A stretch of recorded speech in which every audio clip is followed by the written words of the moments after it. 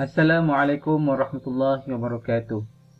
Hari ini anda bersama saya Ustaz Amrul Muhammad Yusof dalam mata pelajaran Al-Fiqhul Islami Lisanatil Khamisah Al-Ibtidaiyah.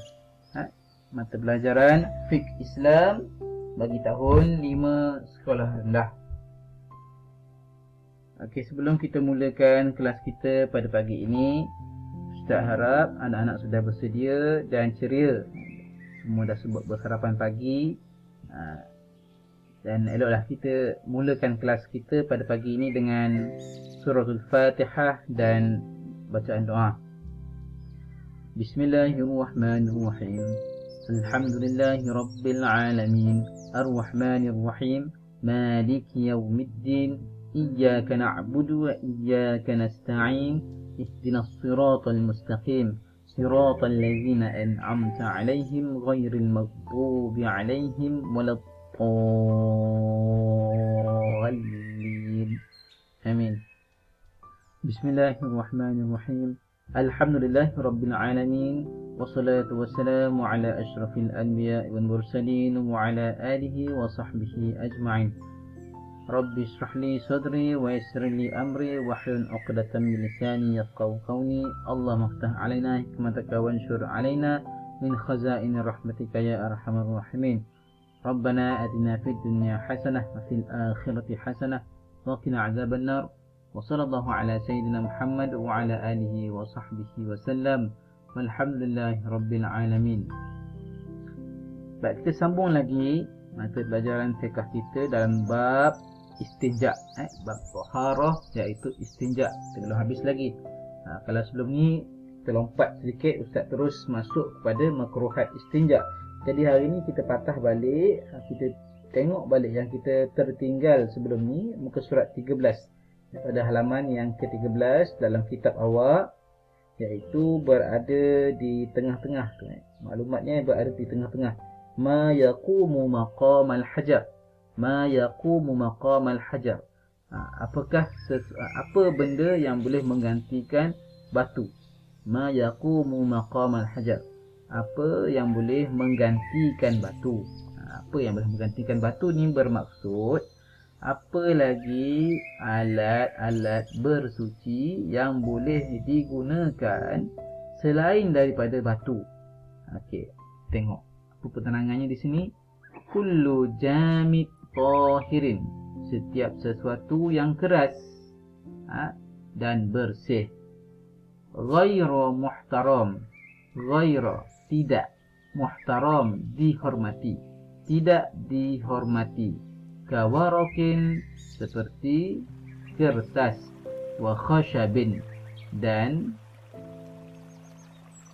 kulit kayu. Setiap sesuatu yang keras kesat, jamid, keras kesat, tahirin bersih, ghairu muhtaram tidak dihormati, kawarokin seperti kertas, wa khashabin dan kulit kayu. Okey, sebab apa disebutkan sebab apa disebutkan ghairu muhtaram di sini? Ghairu muhtaram bermaksud tidak dihormati. Apa kaitannya dengan barang-barang dihormati? Contoh, makanan. Makanan itu adalah benda yang dihormati. Makanan adalah sesuatu yang dihormati. Makanan kita tak sesuai lah nak buat untuk basuh najis, untuk cebok. Sesuai untuk cebok, walaupun roti itu kesat, tak sesuai. Dan itu makanan. Makanan adalah sesuatu yang dihormati. Okey, dan yang lain, buku. Kertas daripada buku, contoh Al-Quran. Na'udzubillah, jangan guna Al-Quran. Tapi Ustaz nak memberi andaian kepada anda, memberi andaian kepada murid-murid, apakah barang-barang yang dihormati itu. Itu antara contohnya. Buku-buku pelajaran, buku-buku pendidikan Islam, buku teks awak ke, contoh. Jadi kertas yang dimasukkan di sini kertas yang tidak ada benda-benda yang dihormati lah.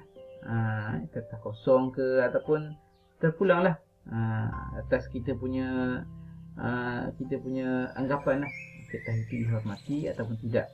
Tapi kalau lah Al-Quran, kitab agama, itu adalah sesuatu buku-buku ilmu yang lain itu adalah buku yang dihormati, kertas-kertas yang mengandungi ilmu yang dihormati.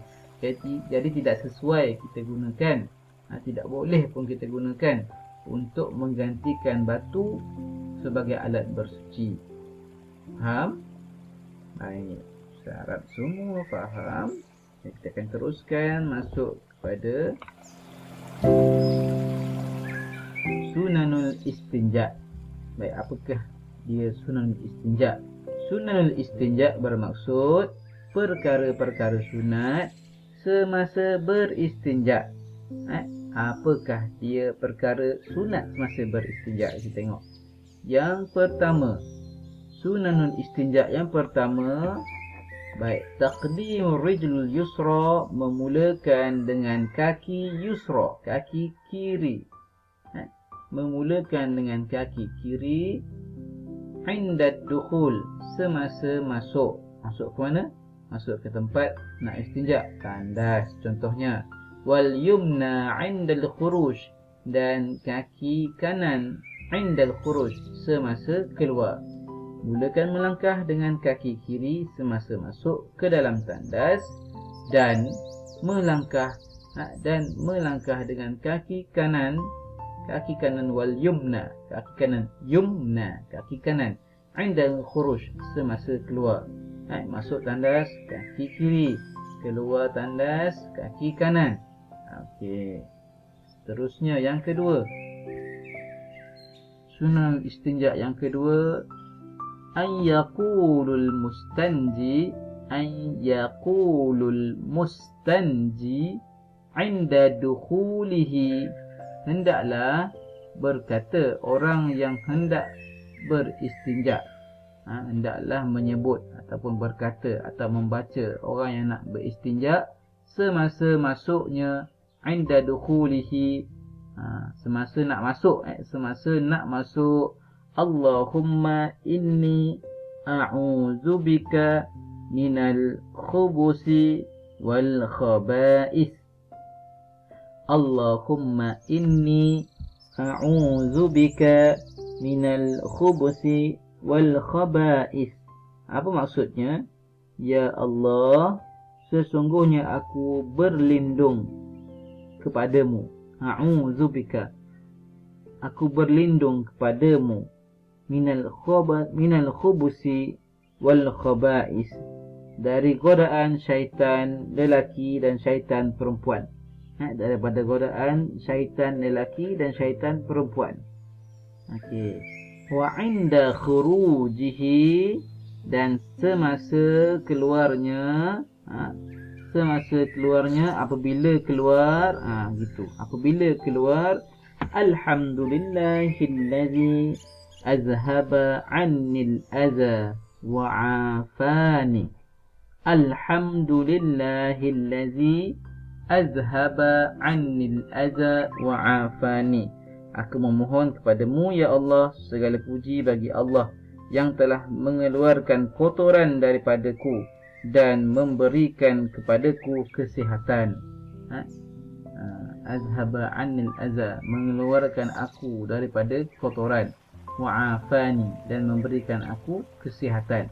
Itu maksud doa. Biasanya anak-anak ustaz dah biasa buat, dah selalu buat, dah terbiasa pun baca doa sebelum masuk tandas, keluar tandas. Nak baca tandas maksud bila? Dalam tandas ke depan tandas? Depan tandas. Sebelum masuk ke dalam tandas baca doa. Nak keluar, dah keluar, sambil-sambil melangkah kaki, duduk kat luar baru baca doa. Sebab apa? Tak boleh sebut nama Allah dalam tandas. Okey, faham? Yang seterusnya, yang ketiga, an yabta'ida an a'yunin nas hatta la yarahu ahadan wa la yasma'u sautu ma yakhruju minhu wa la yashummu rihahu. An yabta'ida an a'yunin nas, hendaklah menjauhkan diri, an a'yunin nas, daripada pandangan manusia, dari penglihatan manusia. Hendaklah menjauhkan diri. Yabta'ida, menjauhkan diri, hendaklah berada jauh, an a'yunin nas, daripada pandangan orang lain, pandangan manusia, pandangan orang lain. Hatta la yarahu ahad, sehingga tidak dapat dilihat oleh seorang pun. Wala yasma' saut ma yakhruj minhu, dan wala yasma' dan tidak mendengar saut, suara atau bunyi, tidak mendengar bunyi, tidak mendengar bunyi apa yang keluar daripadanya. Apa yang keluar tu kita bunyi, kita buang air besar, buang air kecil tu tak bunyi. Wala yashummu rihahu, dan tidak tercium baunya, dan tidak mencium, tidak menghidu baunya. Jauh ni kita kena duduk. Itu situasi pada zaman dulu. Pada zaman dulu dia tidak ada tempat tandas yang khusus. Kita kena bersembunyi-sembunyi kan. Sembunyi-sembunyi ada dekat mana-mana tempat yang tersorok lah. Jangan bagi orang nampak, jangan bagi orang dengar, jangan bagi orang menghidu bau apa yang kita sedang buat. Okey, tu faham ya? Okey, kalau tak faham, nak boleh baca semula yang ustaz dah tulis kat bawah ni. Itu terjemahan tu. Okey, insya-Allah kita tengok yang seterusnya. Ay yastanji bi yadihil yusra wa an yaghsilaha qabla al-istinja wa ba'dahu.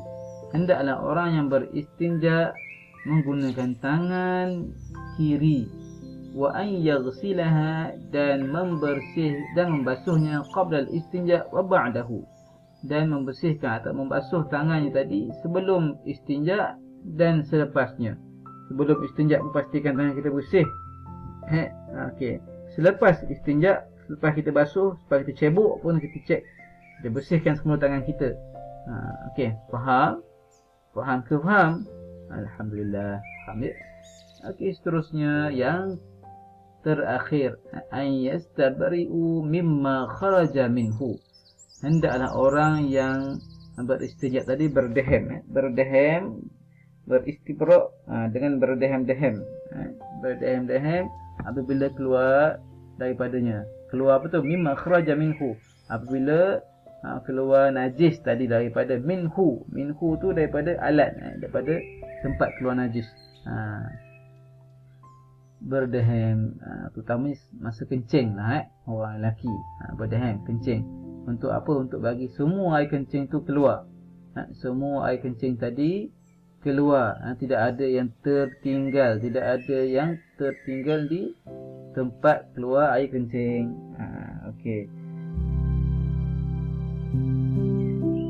Okey, ustaz beritahu lagi sunat-sunat apa lagi yang terdapat dalam semasa kita nak istinja ni yang tidak ada dalam kitab awak.